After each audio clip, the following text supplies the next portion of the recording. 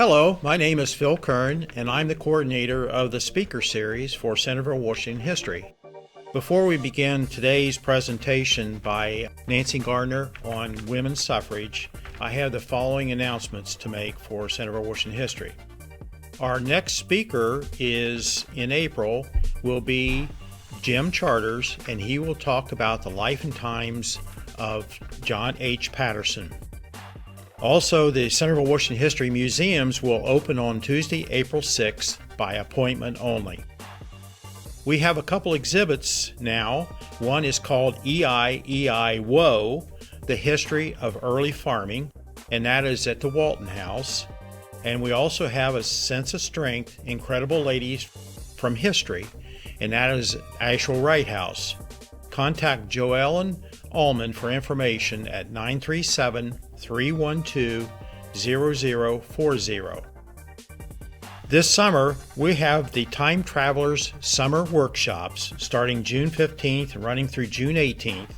It will be for little historians in grades 3 to 5, and they will participate in fun and educational activities from our pioneer past.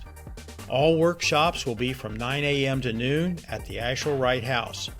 Contact Melissa Wagner at 937-291-2223 for further information. The Walton House Spring Garden Cleanup, April 10th, will be from noon to 3, and the rain date will be April 17th. Contact Cheryl Meyer at 937-433-0123 if interested in helping.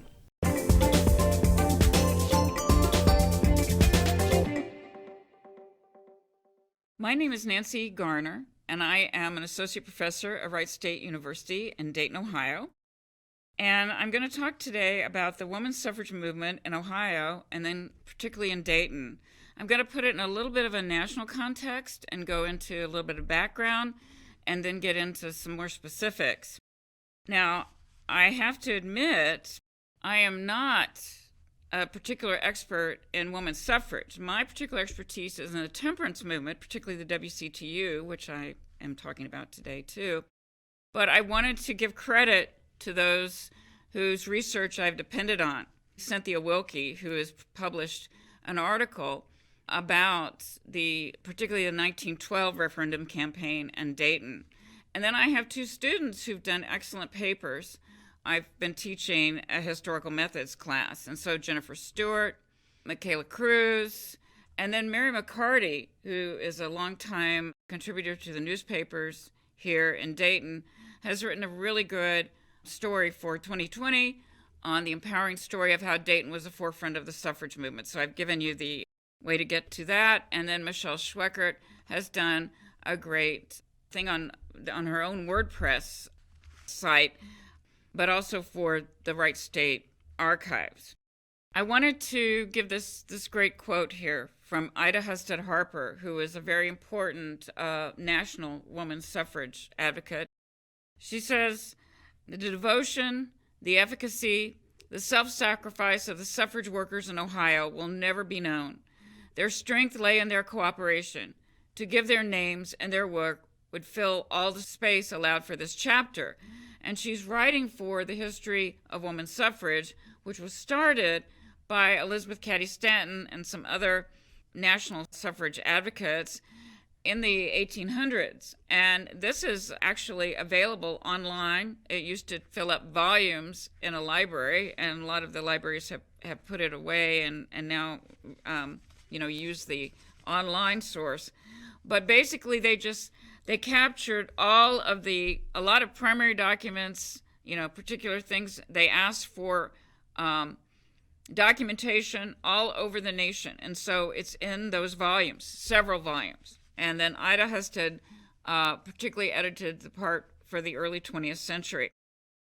Okay, and here is a famous photograph that everybody uses when they talk about the women's suffrage movement here in Dayton. This is a group of folks who were going to a parade, I believe, in Columbus, Ohio, and took their picture there. They were going on August 27th, 1912, and then I've got an explanation there so you can see who was there. Okay, now I want to start in talking about one reason why it was so difficult for women to get the vote. Now, I want to go over this quickly, but, we have gender roles, and there are certain expectations for how men are supposed to behave and how women are supposed to behave. And, we've had only the two genders for quite a while. I mean, the assumption of it. Now, this title of the cult of domesticity, or the cult of true womanhood, is one that is used by historians.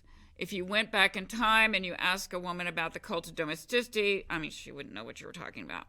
She would know if you ask her, what is a true woman? She would tell you what this is. Now, Barbara Welter, who was one of the nation's first women's historians during the second wave, wrote a very important article, which was published in the late 60s, in which she was trying to figure out the women were waking up in the feminist movement to the fact of the expectations for women in the 60s and 70s. They said, what was going on in the 19th century? And so she decided to look at women's magazines from the 19th century and just general magazines too. And after analyzing that, she found that what women were supposed to be, and this was basically only middle-class white women, okay, middle-class white women, and then others were supposed to try to emulate this, but it was not really possible. But she found out that women were supposed to be pious, pure, domestic, and subordinated to men. Okay? Now, this is a prescription. It's a social construction. It's an expectation that in society, everybody kind of contributes to this and continues it, right? And this was rather different. A lot of it was influenced by the Industrial Revolution way back in the 1820s. Because if you would go back and talk to the Puritans, they thought that men were closer to God and more spiritual. This changes totally with the Industrial Revolution. Why? Well, industrial capitalism. Okay, this meant that your average white middle-class man, okay, has to be a good businessman. If you're going to be a good businessman, is being good and being compassionate, is that really going to get you somewhere? It would have in the Puritan days, because they, emulated, or they looked up to spiritual men, okay? But with the Industrial Revolution, when men have to do what you need to do to make a buck, you have got to allow for men to maybe do some things that are not exactly compassionate. And, men were now being told that, your eye is on profit and making the money, okay? And then, people then worried. How were Americans then going to continue to be both good and wealthy, prosperous, and powerful? How are you going to do that? Well, you split those expectations and you say women will be the ones that'll be the good people, and they will continue with the virtue and teaching children virtue. And then the men will be then allowed to do what they need to do to make a buck, okay? And so that's a lot of where these expectations came from. It's so we can remain a nation that is both wealthy, prosperous, and good. And Americans we're a little bit different than other countries in that we always want to think that everything we're doing is to make life better for everybody, okay? And a lot of that is where that comes from.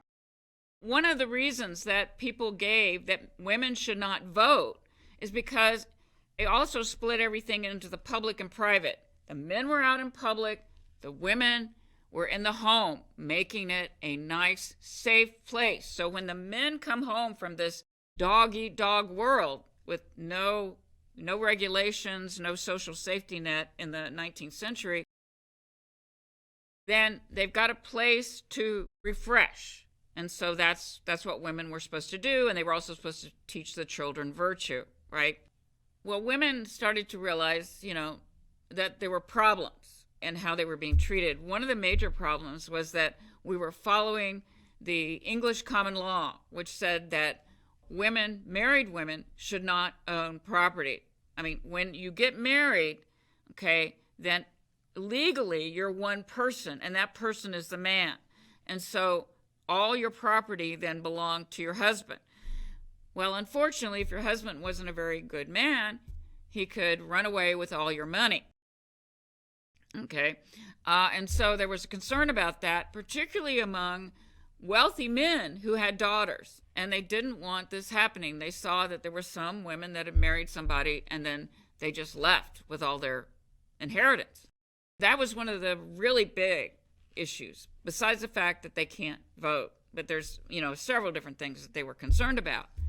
And so at one point then, Elizabeth Cady Stanton and Lucretia Mott, who was an important Quaker woman who was involved in the abolitionist movement as well as the women's movement, which is emerging at this point, and really is coming out of the abolitionist movement.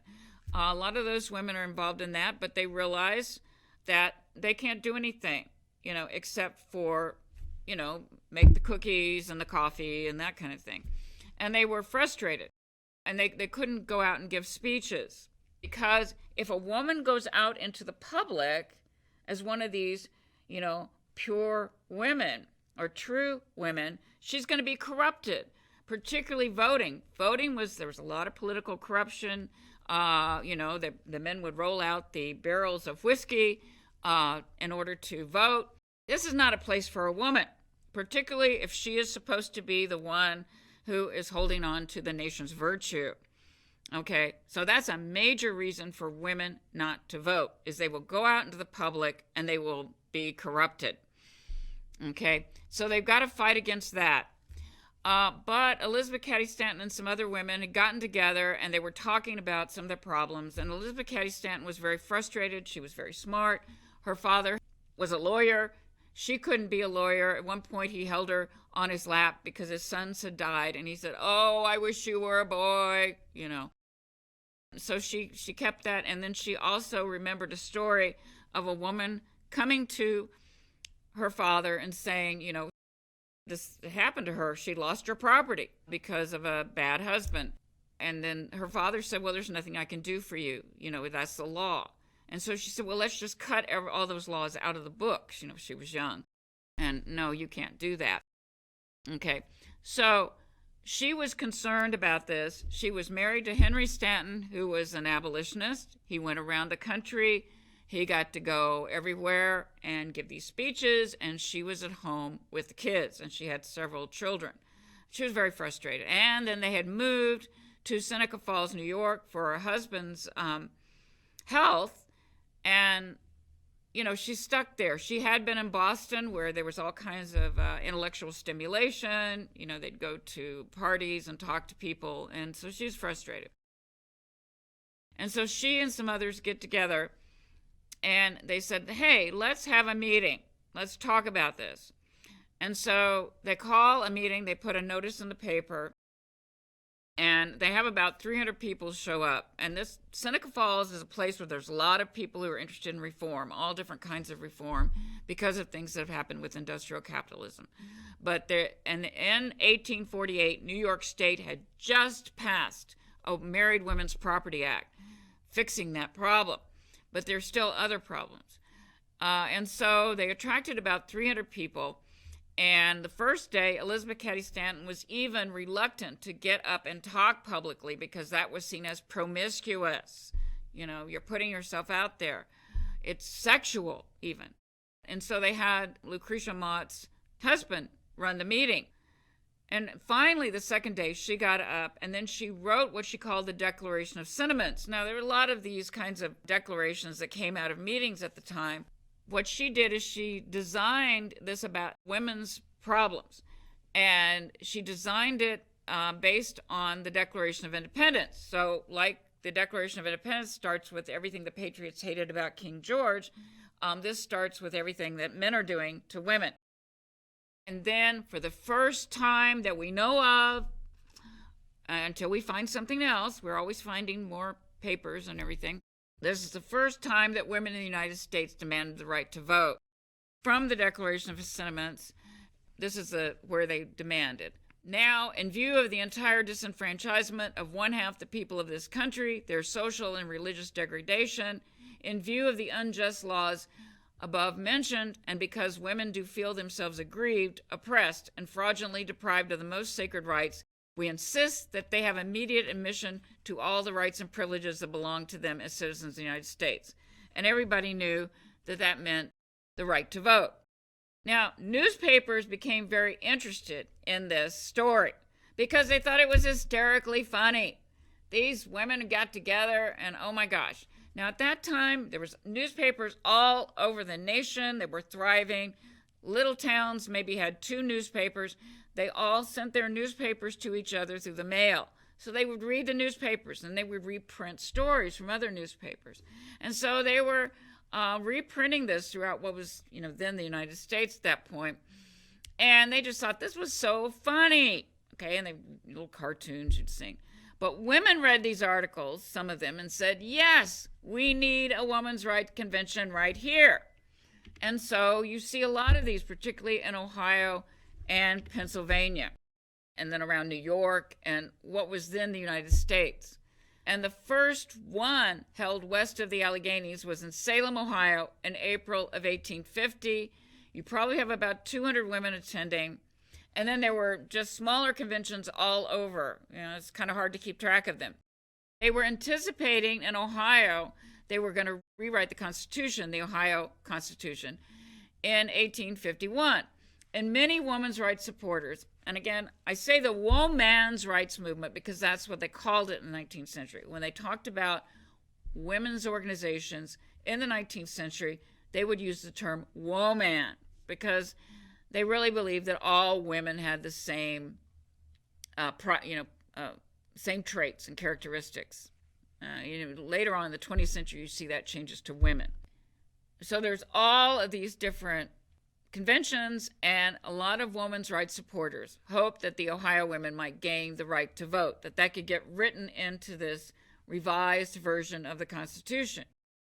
Now, of course, there was all kinds of negative reactions by the press, but the women gathered 8,000 signatures. That's what women could do who did not have any, political rights.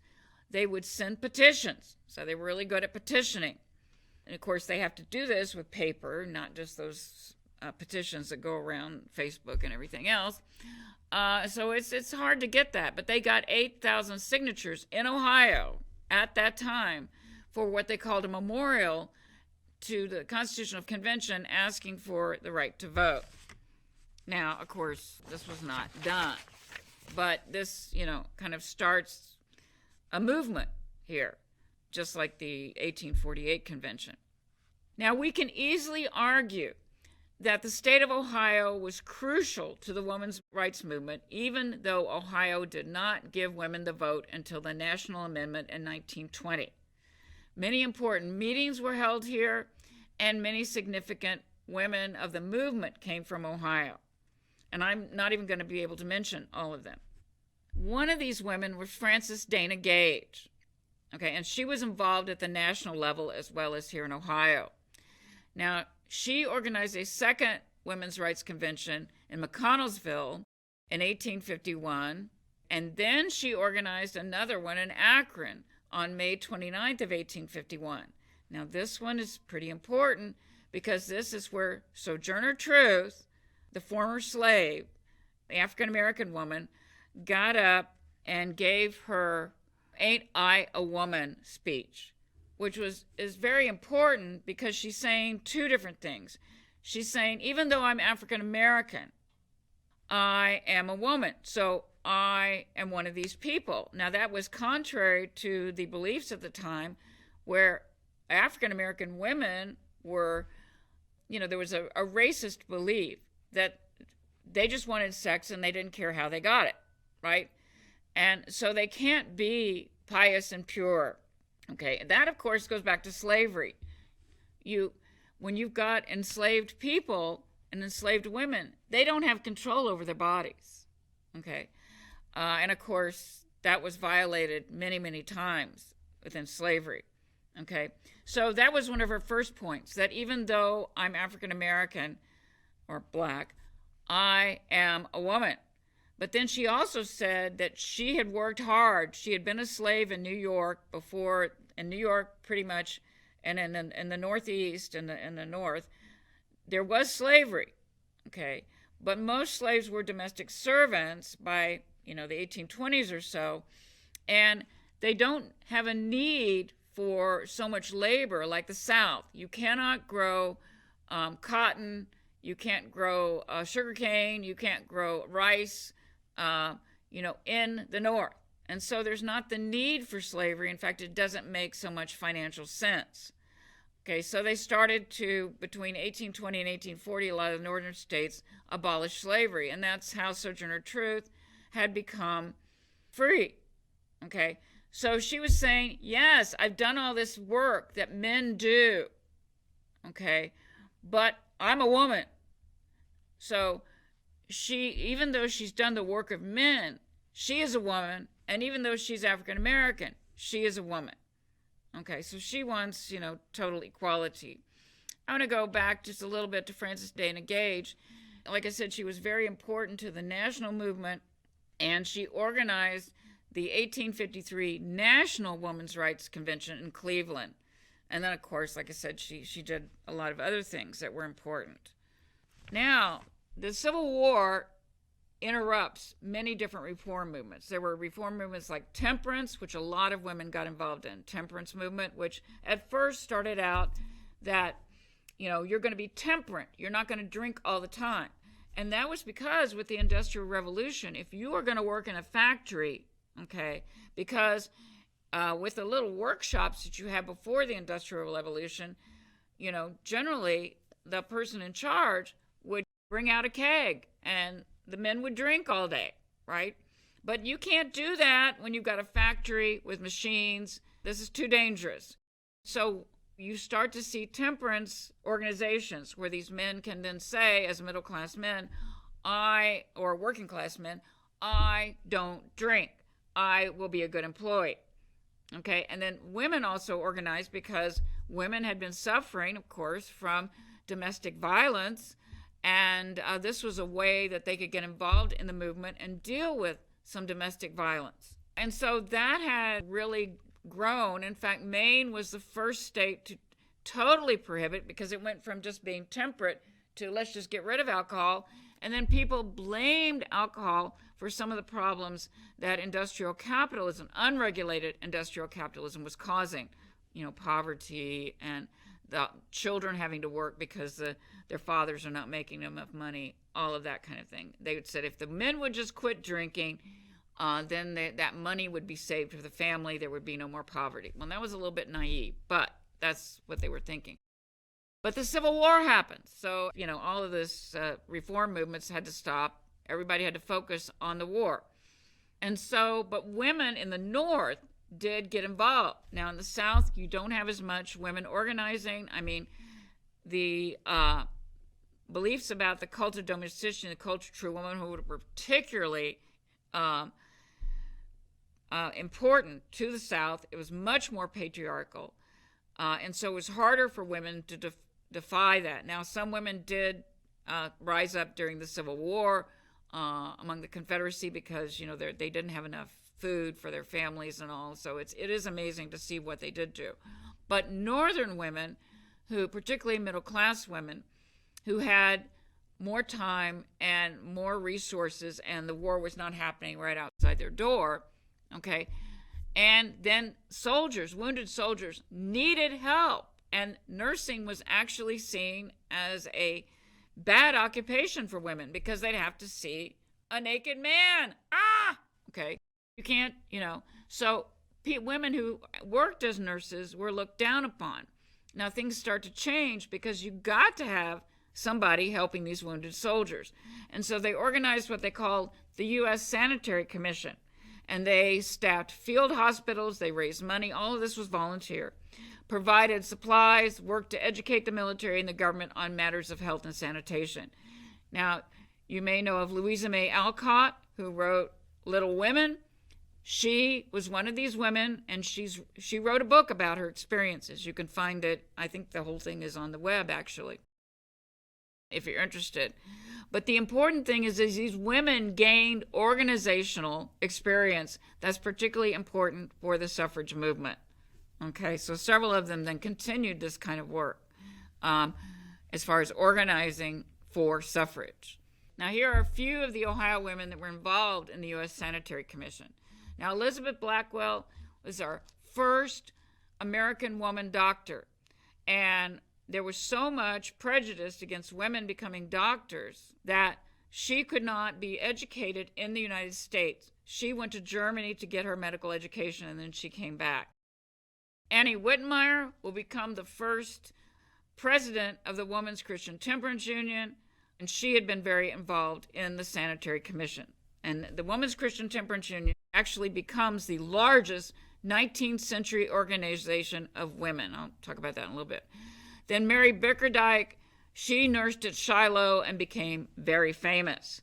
Okay, people talked about her for a long time. Even during World War I, women were, they were calling them in the name of Mother Bickerdike to come up with little bags to make for the soldiers to give them different things that they needed. Okay, so she becomes very famous too. Now, I do need to talk about the Women's Crusade of 1873-74, which I think is pretty important. I particularly have looked at it, particularly in Kansas, but I've also looked at it a little bit in Ohio. You may not have even heard of this, probably not, but I think it was very important in bringing conservative Protestant women into the women's suffrage movement, actually. Okay. Now, this was a grassroots effort of Protestant women across the country, except the South. Okay, they were trying to close saloons. Why? Well, during the Civil War, people, of course, were using alcohol as a medicine. Okay, and then there was regulations on saloons, particularly in Ohio and Michigan, but these regulations kind of went out the door and nobody was enforcing them. Now, at that time, everybody is living pretty close together. There are no suburbs, okay? So these nice church ladies are having to live next to a saloon or too close to a saloon. And the saloon, that's a place of evil. And that's where the prostitutes are and, all the drinking that goes on, and that creates problems. So they thought, well, why not go in front of saloons and sing hymns and pray and shame the proprietors into closing their saloons. So they do that. Now, this was begun very close here to Ohio. You can argue it actually started in upstate New York, but we won't get into all that. But Hillsborough and Washington Courthouse, okay, it was partially successful, but this goes all over the nation. I particularly looked at it in Kansas. I have seen that they did have crusades in San Francisco, in New York, like I said, not in the South. So it caught on as women expressed their frustrations about basically alcoholic men. Okay. And then they're blaming the problems that are created by capitalism, unregulated capitalism, on alcohol. Okay. Now, this leads to the Women's Christian Temperance Union being formed in Cleveland in 1874. And this was the most important, largest 19th century organization for women, and in fact, it went international. Here's what the Spectator of London, England thought, because this really goes all over Ohio. You have crusades everywhere. Like I said, it starts around Christmas in 1873, and then it goes through the summer, and then it kind of peters out. They did close some saloons, but of course they don't remain closed. But they were expressing their frustration. Like I said, this went viral, as you might say, and the Spectator in London, England declared that one hardly knows whether to cry or laugh over the latest development of women's rights in Ohio. To admire the movement there as a crusade against vice, or to test it as an explosion of unjust and silly fanaticism. Certainly no such marvelous mixture of faith and foolishness, religion and contempt for justice, deep piety and reliance on lynch law, because some of the women were even going into the saloon. Now, oh boy, middle class church ladies do not do that. They were doing this. It could exist for a week anywhere. It couldn't exist except in an American state. So they're making fun of it and making fun of Americans because we've got this thing going on. Where reason is silent before a surge of emotion and law is powerless whenever public feelings happen to run against it. That reminds me of something. Oh, well. But that was reprinted in the Ohio State Register in April of 1874. Now, some of the major women, of course, and then a lot of these women become very important to the women's suffrage campaign as well. Particularly if you're from Springfield, you probably know of Mother Eliza Stewart. You may have heard of her, okay? So great was her zeal, and so robust and boundless her courage, that she accompanied her prayers and her marchings upon the street with an attack with the gospel in one hand and the law in the other upon the saloon keepers themselves. And Stewart remained committed to the temperance movement for the remainder of her life. She wrote 2 books, one, Memories of the Crusade, here, and then, of course, she goes over to Britain. There is a temperance movement there, a woman's temperance movement, and they embrace her, and she teaches them how to crusade and encourages them. Okay, and like I said, you'll see her name in meetings about women's suffrage, too. Okay, Eliza Jane Thompson from Hillsborough, of course, is one of the ones, and she's the daughter of Governor Allen Trimble. And actually, these women were inspired by a man with a strange name, Diocletian Lewis, who had been going around. One of the things that you could do in the 19th century is to go around and give speeches on various topics. And he gave speeches on women's suffrage, on women's dress reform, so that women wouldn't have to wear all these, long dresses that were a problem for them. And other things, just all kinds of stuff. He had several speeches he could give. And of course, without the television, without the internet, this was entertainment as well as informative. And so people would go to hear these speakers, and he was one of them. And during one of his speeches in Hillsborough and Washington Courthouse, he talked about, if you want to get rid of these saloons, then and the problems that are associated with them, then you need to do what my mother did, and she had done some crusading. So some of this had happened before, of women trying to close saloons. Many of them later became involved in the Women's Christian Temperance Union.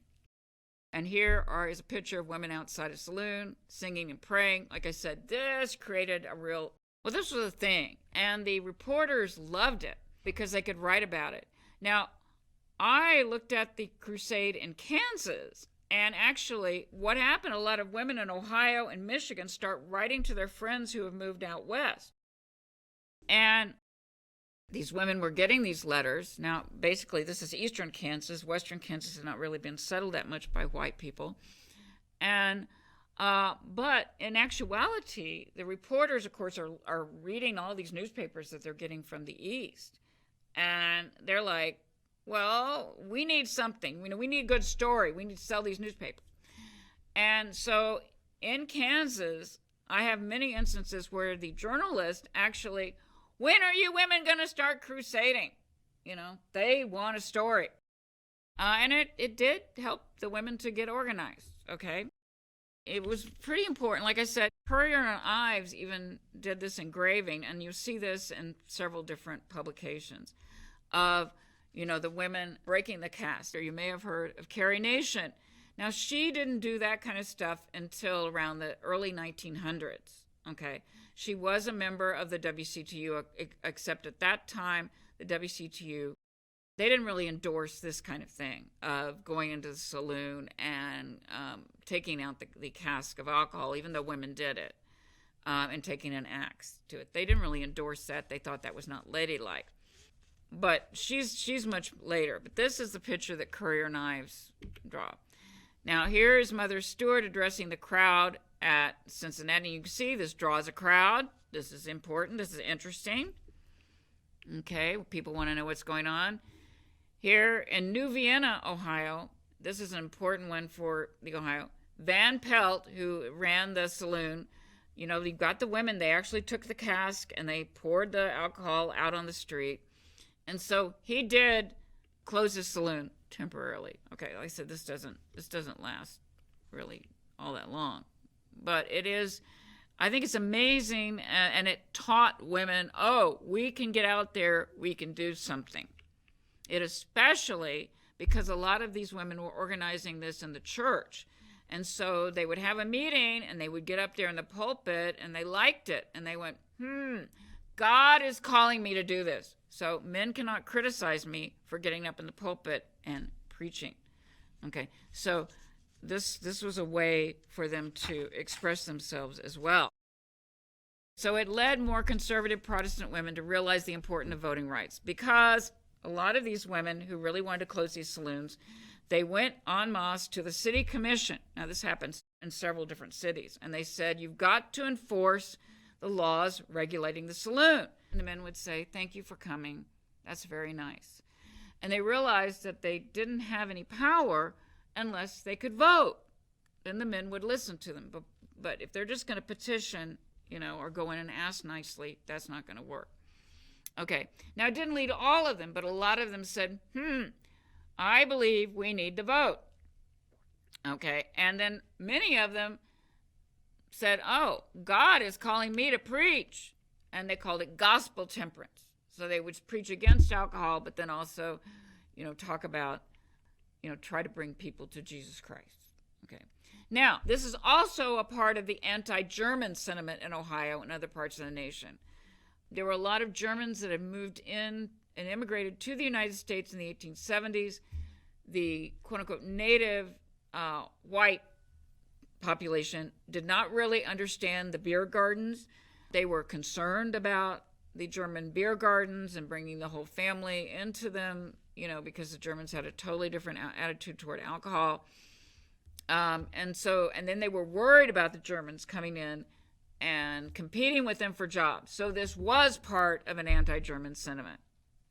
However, in 1874, there was a National Sunday School Convention in Cleveland.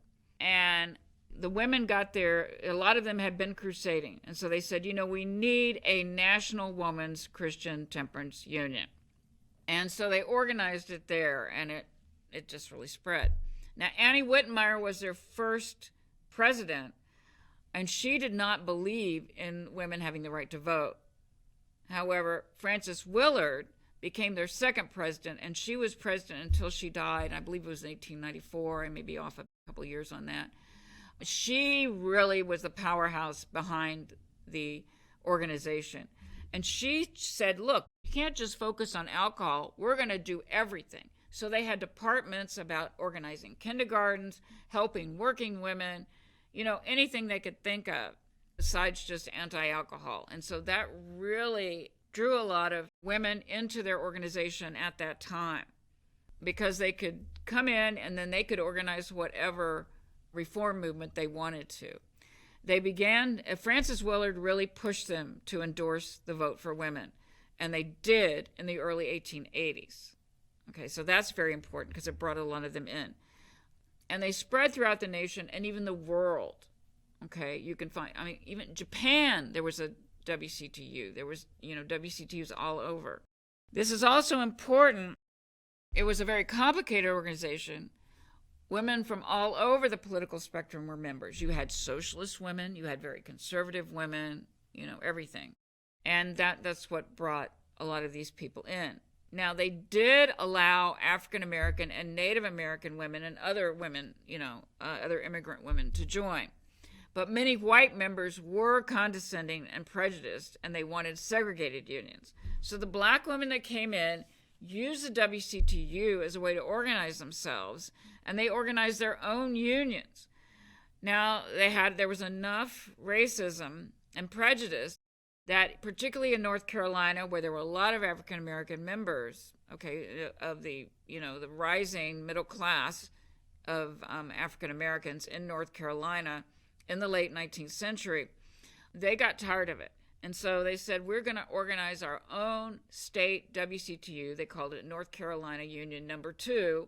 And they worked directly with the national WCTU. So there were African American women that used the WCTU in order to organize for reforms that would help African Americans. Okay, now, however, when the National Association of Colored Women's Clubs was organized in 1890, it meant that a lot of women instead went to the National Association of Colored Women. Okay, now that was organizing because the General Federation of Women's Clubs, there was a lot of women's clubs all over the nation as well, they would get together and read a paper, they would write papers, they would read important books of the time and discuss it, but they did not allow African American women or any other woman of color. Now, Dayton's own Hallie Quinn Brown, I'll talk about her in a little bit, participated in organizing this organization. And of course, she's all over the place too. Okay, so it's important. Now, another important woman you may not know about is Victoria Woodhall. Now, she was actually the first woman candidate for president in 1872. Now, she didn't have much of a chance, but. And then she appointed Frederick Douglass, the famous man who had been enslaved and freed himself and was a very famous abolitionist. She appointed him as her vice president candidate. We don't know if he knew much about this. Okay, now she was supported by the suffragists because she was the first woman to testify in Congress on women's rights. However, she was very radical and very radical views on sexuality. She thought that she was very upset at the Victorian, the morals of the time, which men could basically do whatever they wanted to, and women were supposed to not engage in that. And she saw a lot of hypocrisy. And so she spoke out against that, and that was too much. Okay, so the women's rights movement actually did not put her in that history of women's rights. They completely wrote her out after they realized that she was talking about all these radical sexual ideas. She's a very interesting person. Go and look her up. She and her sister, particularly, who was called Tennessee Claflin. They were the first women on Wall Street. They published a newspaper, and that actually published the first chapters of Marx's Das Kapital in their paper. Okay, and lots of people read it. And then eventually, both of them went to England. They would get in trouble because of their views, and then they always came out on top. And so eventually, both of them, Tennessee was the mistress of a very wealthy man, and Victoria Woodhall married a very wealthy British man. So they turned out okay. But they're very interesting women, and there've been several books published, particularly since the 1980s, or early 90s, when they were kind of rediscovered. Again, you don't see this in a lot of older books about women and women's rights, that she was the first candidate for president. Okay, now let's get into this a little bit more in depth. Okay, now there are competing stories about when the Ohio Women's Suffrage Association, or when this state movement was organized. Okay, now one of them is that Frances Jennings Casement, who lived in Painesville, organized it. Her father had been a brigadier general in the Civil War. He had also laid track for the Union Pacific. He knew Susan B. Anthony and Elizabeth Cady Stanton. And then when Frances Jennings Casement, she and her husband moved to Wyoming briefly, and they met also Susan B. Anthony and Elizabeth Cady Stanton, the two major people who organized the women's suffrage movement. And so when they returned to Ohio, she organized a Equal Rights Association in Painesville, and in 1885 she helped found the Ohio Women's Suffrage Association, and she was president from 1885 to 1889. Now, the other story is, and I'm taking this exactly from the Cleveland Encyclopedia of Women that's online, that it was organized in Cleveland. I'm sure there were just all kinds of little organizations all over, and so there's probably many stories that would be true. And then they were attending their state organizations and trying to get the state to change, to amend the state constitution so that women could vote. And they were also involved both with the National Women's Suffrage Association and the American Women's Suffrage Association. And by the way, the suffrage movement, the women's suffrage movement, had split once the 15th Amendment was out to be ratified. The 15th Amendment gave African American men the right to vote, but not women. So the suffrage movement split between those who thought it was okay to go work for the black man's vote and not the woman's vote, we'll do that later, or the other side, which said no, African American men should not get the right to vote if women do not get the right to vote. Okay, so that was competing. They actually were brought back together in the 1890s by the daughters of the organizers of the two groups. Actually, Elizabeth Cady Stanton and Susan B. Anthony were in the group that the National Women's Suffrage Association that was not going to work for African American men's right to vote. But other important suffragists were involved with the American Women's Suffrage Association. So that's why the name of it is the National American Women's Suffrage Association, because it was coming back together. The Women's Suffrage Association of Dayton only lasted a short while, but it was organized to, quote, procure the right of suffrage for women and to effect such changes in the law as shall place women in all respects on an equal footing with men. And that one kind of disappeared. And then you have the Dayton Equal Rights Association that wished to assure every properly qualified woman in the state the right to the ballot. So again, it takes a while for this to get really going. Now, Harriet Taylor Upton was from Warren. She was very important to both Ohio and to the national organization. She served as the second president of the Ohio Women's Suffrage Association. She was treasurer of the National Women's Suffrage Association. She was also involved in the Ohio Grange movement, which was the farming movement that wanted to improve things for farmers, and the Ohio Federation of Labor. And John Patterson, actually, of NCR, was very important in supporting suffrage in Dayton and around the country. Okay. Now, here is another picture of her talking about it. When she was treasurer of Nassau, which is the National American Women's Suffrage Association, she convinced the organization to move their national headquarters to Warren. It was just easier for her. Of course, mostly you want to be where the money is. That's where the real power is, right? Now, I do want to just point out a few of these women. Carrie Williams Clifford, there were African American women that were very involved. There was prejudice against them. Oftentimes they would form their own organizations because of that. But they were very involved in the Ohio Women's Suffrage Association as well as the national associations, okay? And I've got information there. Her husband was one of the first African Americans to serve in the Ohio legislature, okay? And she organized the Ohio State Federation of Colored Women's Clubs, okay? And that was associated with the National Association that I talked about that was organized in 1890. She's also involved in several other different movements. They did move eventually to Washington, D.C., and she was very involved in the NAACP. Okay.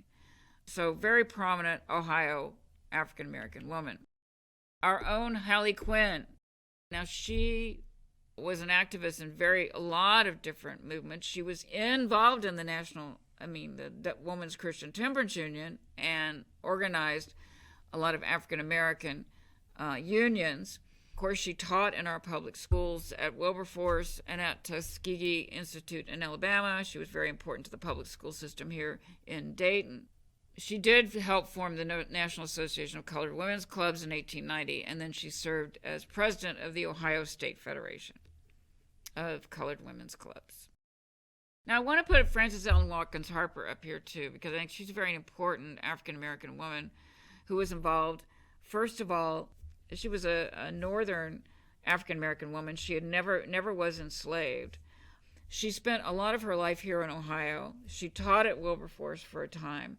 She was also a poet and novelist, and a lot of her work has been recently rediscovered and is being taught in universities around the nation. And she was involved in the Underground Railroad. After that, she was involved with the women's suffrage movement and also the national WCTU. She felt like the WCTU was a way for Christian women to come together, to work together. It didn't quite exactly come out that way, but, she worked hard for that. So she's very important, and I'm afraid we've forgotten a lot of her. She was our most important African-American poet until Paul Laurence Dunbar comes along. Okay, now I want to talk a little bit about this mass meeting in Dayton. This is in that multi-volume set of the woman's history of suffrage in the United States that Elizabeth Cady Stanton and others started. And this meeting was held in Dayton, and there's a lot of really, I think, interesting things that come out of it. Now, Miss Sally Joy, who was a Easterner, but she came to this meeting, and she was a prominent writer, and she said this: the West, we were the West then, okay, this is earlier, the West is wide awake on the suffrage question. The 2 days convention of Dayton was freighted with interest. Earnest women were there from all parts of the state, and she lists the different cities. Not merely the leaders were there, but those who were comparatively new to the cause, all in earnest, young girls in the first flush of youth, a new light dawning on their lives and shining through their lives. Most of the speakers were Western women, and then she lists some of them. And one of them is Mrs. Stewart, who was in the Crusade against the saloons. There were resolutions demanding the abolition of the political aristocracy of sex, a demand for the woman's suffrage amendment to the U.S. Constitution, and then they said they were proud of the General Assembly of Ohio, the State House, where an amendment to the state constitution was being considered to drop the word male. Now, she does, in her letter that's reprinted in the book, she acknowledges the existence of women against women's suffrage, and there were women against women's suffrage. Why would they be against women's suffrage? Well, a lot of these were more prominent, affluent women who felt like if they voted, again, the problem with the cult of domesticity, or the cult of true womanhood, that they belonged in the home, their husbands and brothers would speak for them, so they don't need to worry. They have a voice through their husbands and brothers. Of course, forgetting that not every woman has a husband or a brother, right? But they were very happy with their lives. Of course, they were married to good men. They had money. They didn't have to work all the time. They had servants. They don't want to lose this, okay?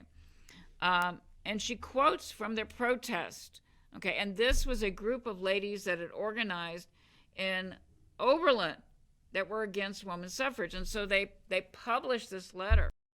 And they said, our husbands are our choice. So I choose my husband. And they are one with us. Again, this idea that the husband and wife come together and they're one legal entity. Our sons are what we make them. We are content that they represent us in the cornfield, the battlefield, at the ballot box, and the jury box, because women could not serve on juries.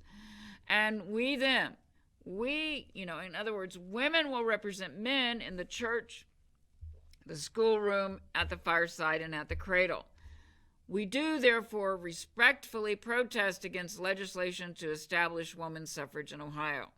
And this was signed by more than 100 ladies of Lorain County around Overton, and was presented to the Ohio legislature on March 14th of 1870.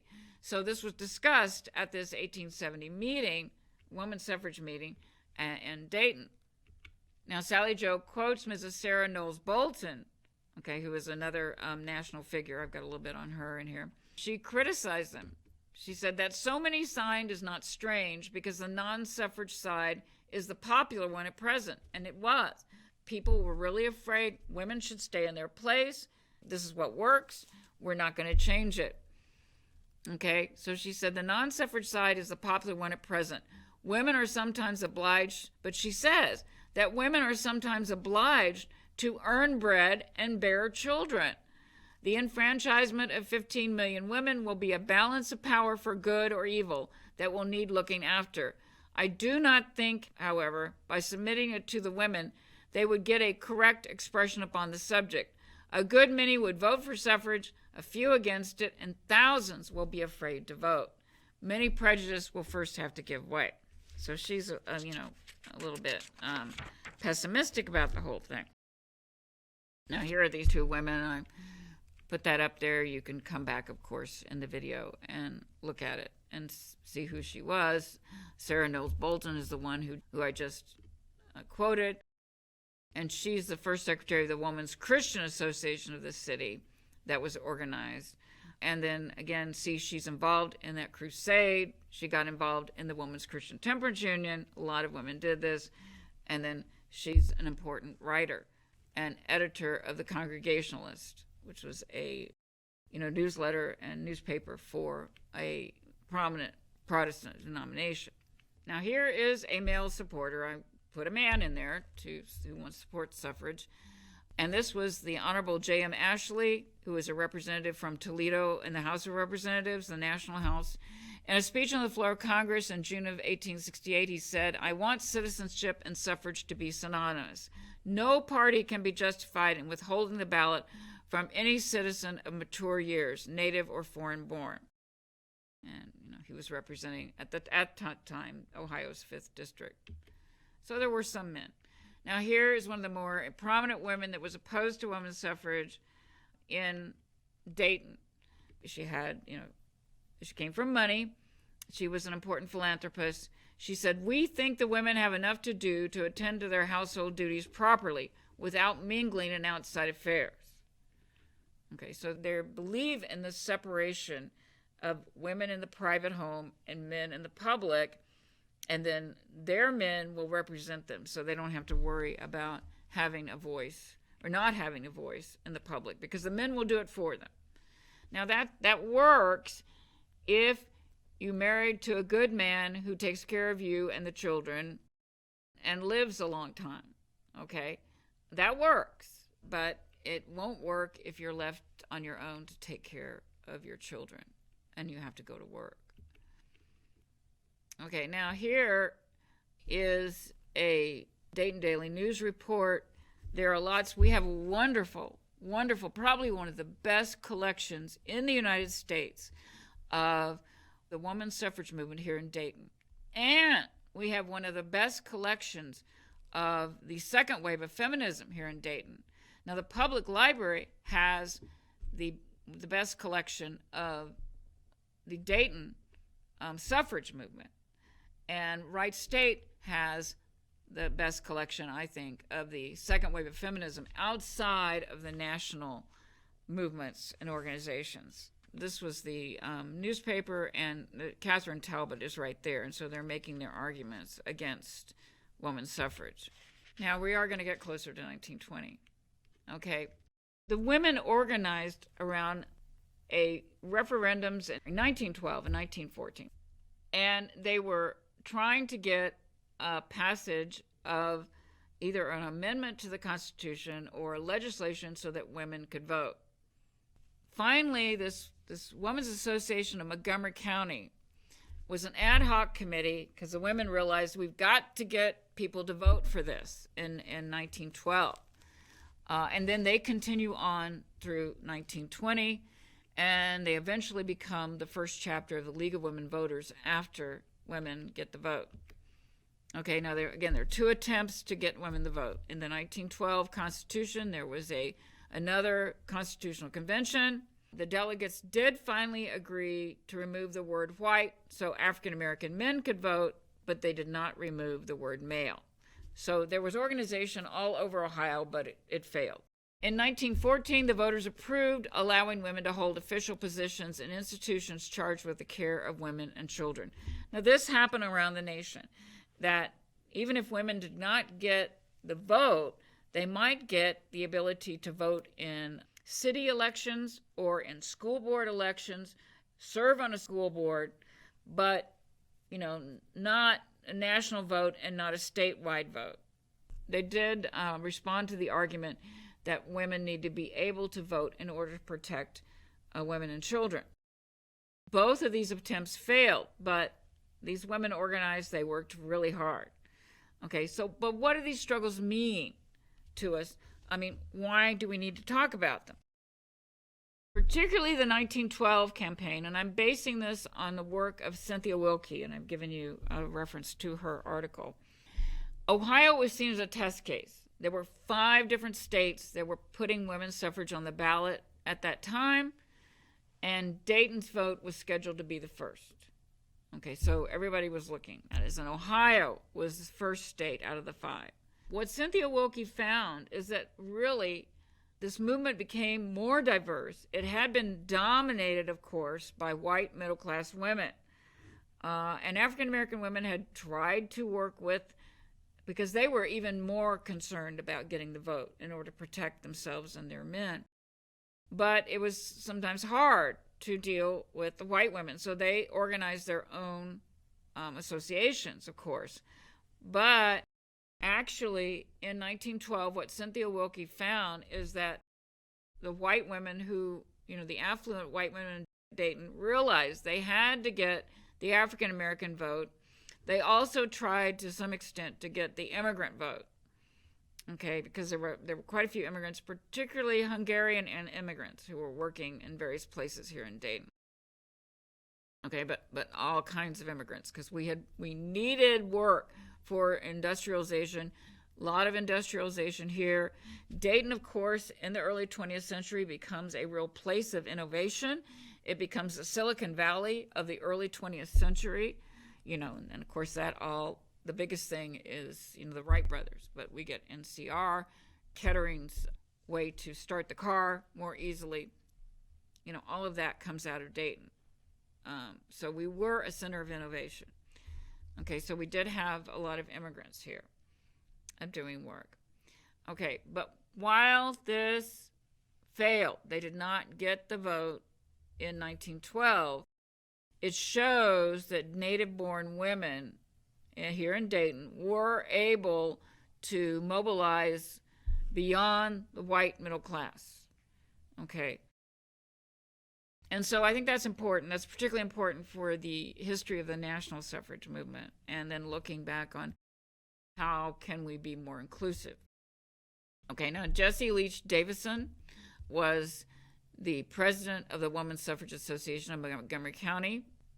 She helped organize also in 1914 with the second attempt to get the vote in the state. She organized Dayton's first women's suffrage parade.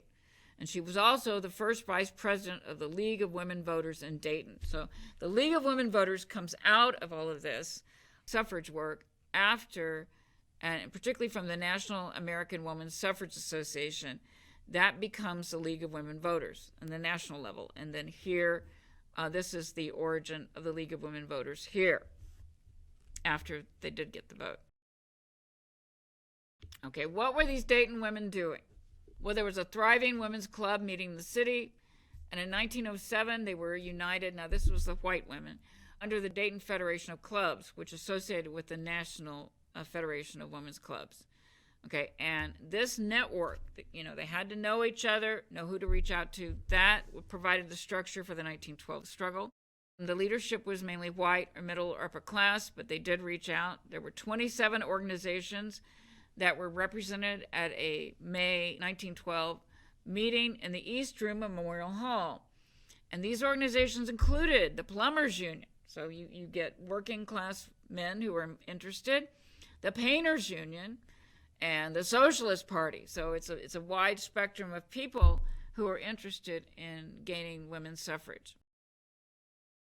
Okay, so they organized what they call a committee of cooperation to contact all the other organizations in the city except for the churches. Now, there was a separate committee to talk with the churches, and the churches were also very important, those that supported suffrage. They convinced 3 theater owners to show a suffrage slideshow before they showed a feature film. I'd like to see that. I don't know if I have to see if the slideshow exists. They performed a suffrage play, and I'm not sure exactly which high school, but on how the vote was won. Looking back in the victories they had, because of course Wyoming was allowing women to vote, Montana, other, particularly Western states, and we think that's because these Western states were just in the late 19th century writing up their constitutions, and women had contributed so much to the development of the West that's one reason why in a lot of these Western states women got the right to vote before the national right to vote. Okay, now Mrs. Welliver volunteered to reach out to the Hungarians. And then a very famous union activist, Rose Schneiderman, on the national level, very, very famous. She was in the state to organize workers already, so she addressed the factory workers on the issue of women's suffrage. Now here's a little bit more about the African American women and how they got involved. Okay, Julia Higgins, and I have a picture of her there. And then, of course, Hallie Quinn Brown. They worked within the small but vocal black community. And Higgins was the first black Red Cross nurse. Okay, and she helped found the Dayton's first YWCA for black women. So a very important woman here in Dayton. Now, interestingly, she was the daughter of a freed slave and a Cherokee woman. Okay, and her husband were conductors. She and her husband were conductors on the Underground Railroad. And she was actually in Akron in 1851 and heard Sojourner Truth's speech there. So I'm sure that because her grandmother lived with Julia Higgins' family when she was growing up, we're sure that she probably inspired her with, what she had been involved with. That was her great-grandmother. Okay, now she requested that suffrage information booth that the Women's Suffrage Committee or Association had set up in Dayton, that there have to be some colored women there on Mondays. And the Suffrage Association did as she asked. So they did cooperate. Now, this is not total cooperation, but they did cooperate with the African American women, and this a lot more than a lot of women around the United States did. The founder of this particular group that I've already shown you, the picture, she ordered 12,000 Election Day cards and 400 folders for the colored women to be distributed by Julia Higgins. I hope I'm pronouncing her name right. And a report of the Election Day coverage states that the heaviest votes cast, or the most votes cast, by colored voters were assisted by Hallie Quinn Brown because she and two others passed out literature in the two precincts. So they got very involved. Now, I do want to highlight Electra Doran. She was the director of the Dayton Public Library. She was one of the ones that had to deal with the 1913 flood in between the 1912 and 1914 suffrage referendums. She was involved in the suffrage movement, and so she kept a lot of these documents that we have, amazingly. I mean, this is a place to study a lot of women's rights, if you want to look for a good local location and not just focus on the national. Now, of course, we do have an important book. She lives in Yellow Springs. She's taught at Wright State. She's written a book called Feminism in the Heartland, which is all about the feminist movement, the second wave of feminism here in Dayton. It's one of the best books, I think. She researched it over the 20 years. So we're very lucky to have all of this documented so well. Okay, so she made sure that these materials were not destroyed. She also was keeping the rest of the records that they have. And Nancy Horlocker, who is one of the retired librarian of the special collections, said it's a wonderful record of our women's suffrage movement, not only in Ohio, but also the United States. At Wright State, I know Dorothy Smith, who was an archivist. She was involved in the feminist movement, so she kept a lot of this stuff. It's an amazing collection. Okay, there was a Columbus suffrage parade in 1912. That is where that picture came from that I put at the beginning. That was the Dayton people that were going to it. And then here is a picture of them at the parade. Okay, and the Columbus Dispatch said that they thought they were the best organized and they were smartly dressed. You can see both black and white women marching with an African-American band. Now, I'm trusting it's kind of hard to see, but there are African-American women, and this was different. Okay, in the national parades, they would sometimes ask African-American women to march in the back of the parade because the national movement was afraid that they knew they had to have Southern congressmen vote for women to get the vote, and they knew that they were very much against women getting the right to vote because they would add more African-Americans that would vote, and they knew black women do vote at a higher rate than white women. And so they was trying to deal with this, and so they would a lot of times suppress or ask African-American women to stand aside. Now, a lot of them, of course, objected to this, and some of them went ahead and marched anyway, sometimes in the back of the parade. But here, the women are marching together, so this is significant. Okay, and here's the Dayton women that went to the suffrage parade in 1913. in Washington, D.C. Again, there were lots of different state referenda being voted on around that time, not just here in Ohio. And of course, there were lots of different parades, but this is one of the pictures that is in the collection. And then I'm just going to highlight a few of the women. Judge Florence Allen. She was the first woman nationally to serve on a state Supreme Court. She served on the Ohio one, of course. She graduated from Case Western. She went to the New York University School of Law. She was admitted to the bar in 1914, and she started her legal practice in Cleveland. Okay, and she was very involved in the women's suffrage movement. Okay, and again, she was nominated by President Franklin Delano Roosevelt for the Sixth Circuit Court of Appeals, and the United States Senate unanimously approved her nomination. Wow, what a thing, unanimous. They actually were able to vote together. That's great. And the United States Senate, they approved her in 1934. She was the first woman appointed and conferred to the federal appeals judgeship. So a very important woman here in Ohio. 1912 didn't work, so they have to reorganize and get going again. So the Dayton women said, okay, we're going to have a big parade, because that was one of the things that they started. Were using some of the tactics that some of them had learned from the British suffragists, having parades, going directly to the voters, giving speeches out in public, various other things. But the parades were a big deal because that would draw a crowd. And here is the Dayton Daily News report on the suffrage parade. There's a woman on a horse. That was typical of all the national parades, too. It made a splash, but, didn't totally work. Now, the Wright brothers and their sister Katharine, here they are at that parade.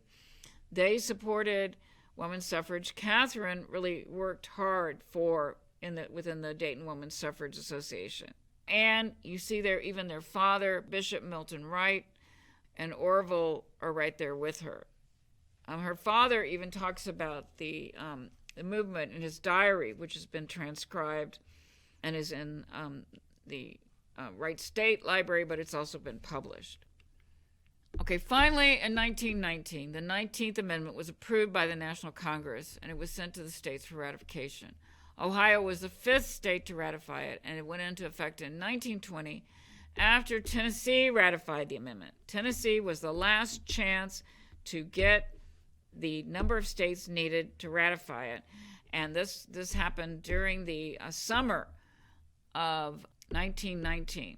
And that's an interesting story in itself, because there were a lot of people in Nashville, I believe that. But it was very, very hot.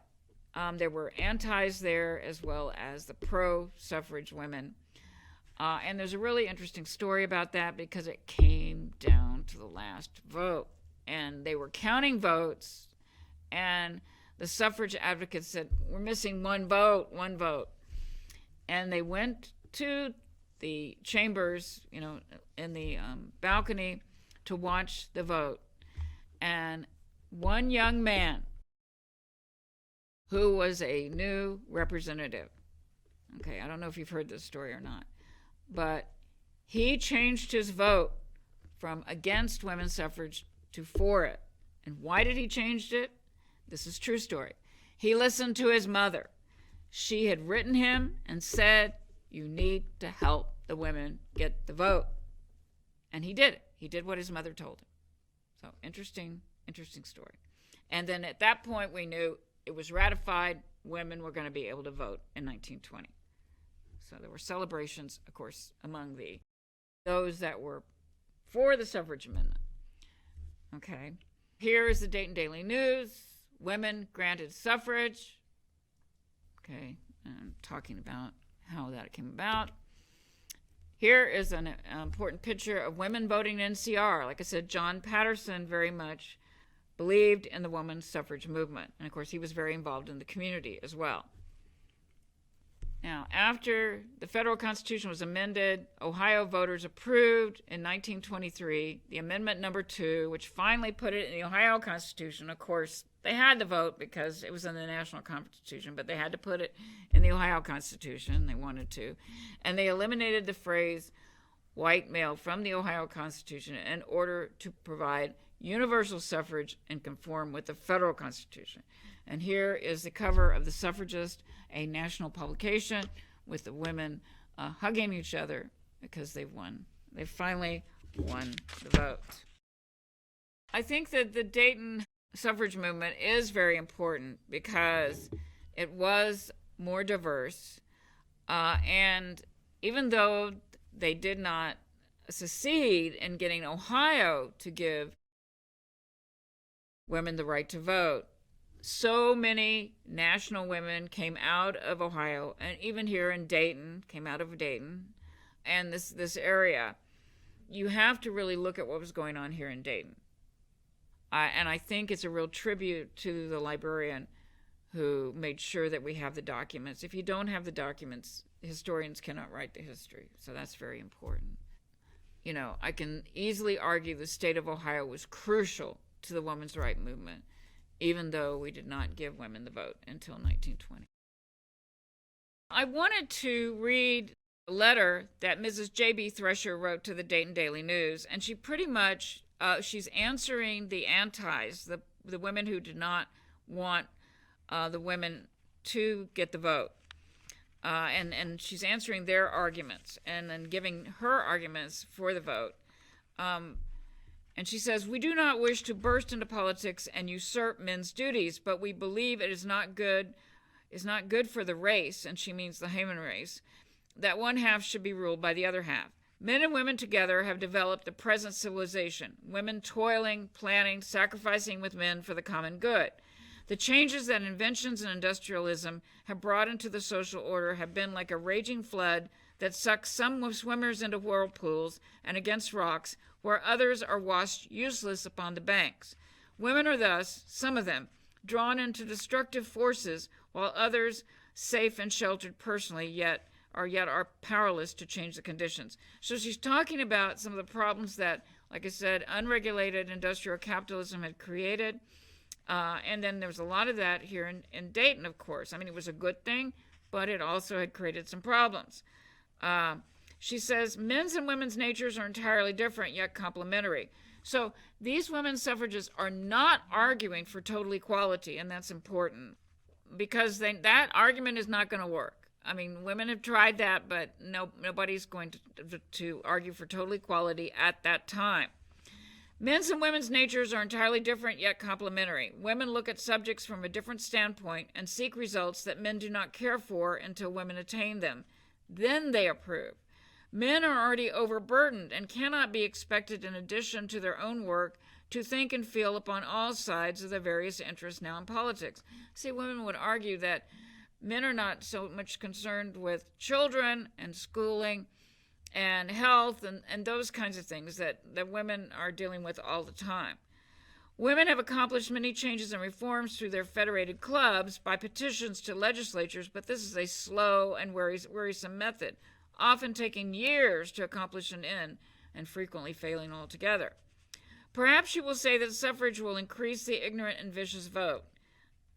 They were saying that, women really don't know anything. They're not going to vote rationally.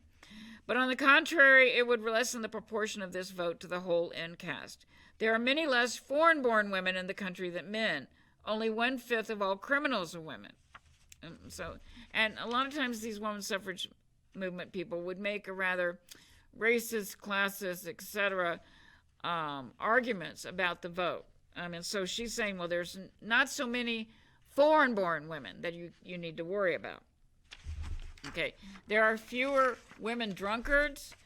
Well, women were probably drinking at home, maybe. Tramps or degenerates than men, and women do not forsake their families as men sometimes do. Besides, there are 1/3 more girls than boys who go through the high school. If there are any women who should have the ballot, it is the poor and humble. They will quickly recognize a law that will relieve the hard conditions of their lives. Equal suffrage will surely come. It has to be. Many women who are suffragists do not themselves understand the impulse that compels them to work for this cause. It is the same conquering spirit that has moved through all human evolution. Do give us the ballot this September so that we will not have to carry on another campaign. And this woman is sick and tired of this.